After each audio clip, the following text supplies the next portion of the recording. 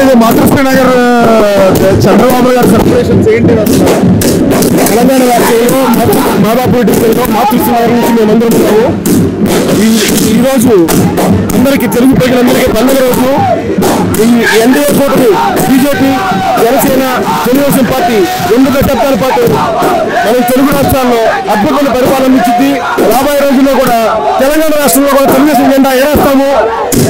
తెలుగుదేశాన్ని పుష్టార్పణ చేస్తున్నటువంటి ఒక సైకో వాడి అభావంలో కాలేదు, వాడి వల్ల ఏమవుతుంది, జగన్ జైల్లో ఉన్నా సరే అసెంబ్లీ సమావేశాలు లైవ్ ఏర్పాటు చేసి వాడి టార్గెట్ చేస్తామని ఈ సందర్భంగా తెలియజేసుకుంటా ఉన్నాము. జై తెలుగుదేశం. కూటమి దీనికి ఏమైనా ప్లస్ అయిందంటారా లేకుంటే ఖచ్చితంగా ఇది సమిష్టి కృషి. బీజేపీ, జనసేన, తెలుగుదేశం పార్టీ సమిష్టి కృషిగా ఇది చెప్తా ఉన్నాం.